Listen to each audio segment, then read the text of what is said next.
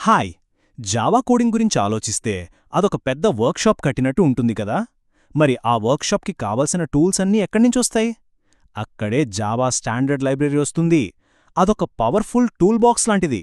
ఈరోజు మనం ఆ టూల్ బాక్స్ను ఓపెన్ చేసి ప్రతి డెవలపర్కు తప్పకుండా తెలిసి ఉండాల్సిన కొన్ని ముఖ్యమైన టూల్స్ ఎలా వాడాలో చూసేద్దాం. ఈరోజు మన ప్రయాణం ఎలా ఉండబోతుందంటే, ముందుగా జావా కోడ్ టూల్ బాక్స్ అంటే ఏంటో చూస్తాం. తరువాత మన రోజువారీ పనులకు ఉపయోగపడే java.lang గురించి, ఆపై డేటాను ఎలా స్టోర్ చేయాలో చెప్పే java.util గురించి మాట్లాడుకుందాం. ఇంకా ఫైల్స్తో ఎలా పనిచేయాలో, చివరిగా మన అప్లికేషన్ను ఎలా భద్రంగా ఉంచుకోవాలో కూడా చూద్దాం. So let's start. రైట్, ఇక అసలు విషయంలోకి వెళ్ళిపోదాం. ముందుగా ఈ టూల్ బాక్స్ అసలు ఎలా నిర్మించబడిందో, దాని బ్లూప్రింట్ ఏంటో అర్థం చేసుకుందాం. సో ప్యాకేజీ అంటే ఏంటి? సింపుల్గా చెప్పాలంటే ఇది మన కంప్యూటర్లో ఉండే ఒక ఫోల్డర్ లాంటిదే, అంతే. మనం ఎలాగైతే ఒకే రకమైన ఫైల్స్ని ఒక ఫోల్డర్లో పెడతామో, జావాలో కూడా సంబంధిత క్లాసుల్ని, ఇంటర్ఫేసుల్ని ఒక ప్యాకేజీలో పెడతాం. దీనివల్ల మన కోడ్ నీట్గా ఆర్గనైజ్డ్గా ఉంటుంది. చిన్న ప్రాజెక్టులలో ఇది పెద్ద విషయంగా అనిపించకపోవచ్చు, కానీ ప్రాజెక్ట్ సైజు పెరిగే కొద్దీ దీని విలువేంటో అర్థమవుతుంది. అసలు ఈ ప్యాకేజీలు ఎందుకు వాడాలి, వీటివల్ల లాభమేంటి? చూడండి, ముఖ్యంగా 4 కారణాలున్నాయి. 1 ఆర్గనైజేషన్, కోడ్ అంతా ఒకచోట ఉంటుంది. 2 నేమింగ్ కాన్ఫ్లిక్ట్స్ రాకుండా ఉంటాయి. అంటే వేర్వేరు ప్యాకేజీలలో ఒకే పేరుతో క్లాసులుండొచ్చు, ప్రాబ్లం లేదు. 3 కోడ్ రీయూజబిలిటీ, ఒక ప్రాజెక్ట్లో రాసిన ప్యాకేజీని ఇంకో ప్రాజెక్ట్లో వాడుకోవచ్చు. ఫైనల్గా యాక్సెస్ ప్రొటెక్షన్, అంటే ఏ కోడ్ను బయటకు కనిపించనివ్వాలో, దేన్ని దాచాలో మనమే కంట్రోల్ చేయొచ్చు. సో ఇవి కోడ్ని చిందరవందర కాకుండా కాపాడతాయి. ఓకే, మన టూల్ బాక్స్లో ఫస్ట్ అండ్ మోస్ట్ ఇంపార్టెంట్ కంపార్ట్మెంట్ని ఓపెన్ చేద్దాం. అదే java.lang. మన రోజువారీ పనులకు అవసరమైన టూల్స్ అన్నీ ఇక్కడే ఉంటాయి. ఈ java.lang ప్యాకేజ్ని జావాకి గుండెకాయ లాంటిది అనొచ్చు. ఇది ఎంత ఫండమెంటల్ అంటే, మనం రాసే ప్రతి జావా ప్రోగ్రాంలోకి ఇది ఆటోమేటిక్గా ఇంపోర్ట్ అయిపోతుంది. మనం ప్రత్యేకంగా ఇంపోర్ట్ java.lang/* అని రాయాల్సిన పనే లేదు. జావానే ఆ పని చూసుకుంటుంది. ఇవి మన టూల్ బాక్స్లో సుత్తి, స్క్రూడ్రైవర్ లాంటివన్నమాట. వాటి గురించి ప్రత్యేకంగా ఆలోచించాం, కానీ రోజు వాడేస్తూనే ఉంటాం. ఇప్పుడొక చాలా చాలా ముఖ్యమైన కాన్సెప్ట్ గురించి మాట్లాడుకుందాం. జావాలో స్ట్రింగ్స్ అనేవి ఇమ్యూటబుల్. ఇమ్యూటబుల్ అంటే ఏంటి? సింపుల్గా మార్చలేనిది అని అర్థం. అంటే ఒకసారి మనం ఒక స్ట్రింగ్ని క్రియేట్ చేశామంటే దాన్నిక మార్చలేం.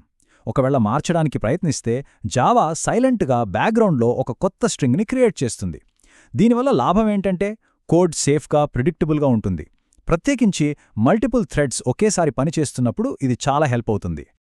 సరే, స్ట్రింగ్స్ని మార్చలేమన్నాం కదా, మరి టెక్స్ట్ని మార్చాల్సొస్తే ఏం చేయాలి? అక్కడే మనకు 2 ఆప్షన్లున్నాయి, స్ట్రింగ్ మరియు స్ట్రింగ్ బిల్డర్. వీటి మధ్య తేడా ఏంటంటే, ఒకసారి క్రియేట్ చేశాక టెక్స్టును మార్చాల్సిన అవసరం లేదనుకుంటే స్ట్రింగ్ వాడండి, ఇది సేఫ్. కానీ ఒక లూప్లో పదే పదే టెక్స్టుని కలుపుతూ, మారుస్తూ ఉండాల్సొస్తే అప్పుడు స్ట్రింగ్ బిల్డర్ వాడాలి. ఎందుకంటే ఇది ప్రతిసారి కొత్త ఆబ్జెక్ట్ని క్రియేట్ చేయదు, కాబట్టి చాలా ఫాస్ట్గా పనిచేస్తుంది. సో పర్ఫార్మెన్స్ కావాలంటే string builder best choice. Okay, ఇప్పుడొక చిన్న కోడ్ ఎగ్జాంపుల్ చూద్దాం. చూడండి, ఇక్కడ ఈమెయిల్ అనే ఒక స్ట్రింగ్ ఉంది. ఫస్ట్ లైన్లో @ దగ్గర స్ప్లిట్ మెథడ్ వాడి యూజర్ నేమ్ని, డొమైన్ని వేరు చేస్తున్నాం. డేటాని ఇలా పార్స్ చేయడానికి ఇది చాలా యూస్ఫుల్. ఆ తర్వాత రీప్లేస్ మెథడ్ వాడి యూజర్ అనే పదాన్ని స్టార్స్తో రీప్లేస్ చేస్తున్నాం. సెన్సర్ చేయడానికి ఇది మంచి టెక్నిక్. ఫైనల్గా ఎండ్స్ విత్ మెథడ్తో ఆ ఈమెయిల్ .comతో ఎండ్ అవుతుందా లేదా అని చెక్ చేస్తున్నాం. ఇది ఒక సింపుల్ వాలిడేషన్. అండ్ ఇదిగో మన అవుట్పుట్. చూసారా, యూజర్ నేమ్ ప్రింట్ అయింది, ఈమెయిల్ సెన్సార్ అయింది, మరియు వాలిడేషన్ కూడా ట్రూ అనొచ్చింది. జస్ట్ 3 సింపుల్ మెథడ్స్ వాడి ఒక స్ట్రింగ్ని ఎలా పార్స్ చేశామో, మాడిఫై చేశామో, వాలిడేట్ చేశామో చూశారు కదా. జావాలో స్ట్రింగ్ మ్యానిపులేషన్ ఎంత పవర్ఫుల్లో దీన్ని బట్టే అర్థమవుతుంది. రైట్, నెక్స్ట్ కంపార్ట్మెంట్ ఓపెన్ చేద్దాం. ఇది మన టూల్ బాక్స్లోని ఆర్గనైజర్ ట్రేస్ లాంటిది. అంటే డేటాని గుంపులుగా స్టోర్ చేయడానికి, మేనేజ్ చేయడానికి వాడే కలెక్షన్స్ గురించి. అదే java.util ప్యాకేజ్. ఈ java.util ప్యాకేజ్లో డేటాని ఆర్గనైజ్ చేయడానికి మనకు ముఖ్యంగా 3 టూల్స్ ఉన్నాయి. Array list, hash map, hash set. మీ దగ్గరున్న డేటాను ఒక ఆర్డర్లో లిస్ట్ లాగా పెట్టాలనుకుంటే అరే లిస్ట్ వాడండి. అలా కాదు, ప్రతి ఐటమ్కి ఒక పేరు, కీ ఇచ్చి దాని విలువ వాల్యూ స్టోర్ చేయాలనుకుంటే అప్పుడు హ్యాష్ మ్యాప్ సరైనది. ఇక మీ దగ్గరున్న లిస్టులో డూప్లికేట్ ఐటమ్స్ ఉండకూడదు, అన్నీ యునిక్గా ఉండాలి అనుకుంటే హ్యాష్ సెట్ వాడాలా. చూసారా, మన అవసరాన్ని బట్టి సరైన టూల్ని ఎంచుకోవడం చాలా ముఖ్యం. అరే లిస్ట్ వాడటం అనేది చాలా సింపుల్. ఫస్ట్ ఒక కొత్త లిస్ట్ క్రియేట్ చేయండి. తర్వాత యాడ్ మెథడ్తో మీకు కావలసిన ఐటమ్స్ యాడ్ చేయండి. అందులోంచి ఒక ఐటమ్ కావాలంటే దాని ఇండెక్స్ నంబర్ ఇచ్చి గెట్ చేయండి. లిస్ట్లో మొత్తం ఎన్ని ఐటమ్స్ ఉన్నాయో తెలుసుకోవాలంటే సైజ్ వాడండి. అంతే, చాలా స్ట్రెయిట్ ఫార్వర్డ్. ఇప్పుడు ఈ కోడ్ చూడండి. ఇది అరే లిస్ట్ ఎంత ఫ్లెక్సిబుల్గా ఉంటుందో చూపిస్తుంది. ముందుగా కొన్ని పండ్ల పేర్లను యాడ్ చేశాం. తర్వాత సెట్ మెథడ్ వాడి రెండో పొజిషన్లో ఉన్న బనానాని బ్లూబెర్రీగా మార్చేశాం.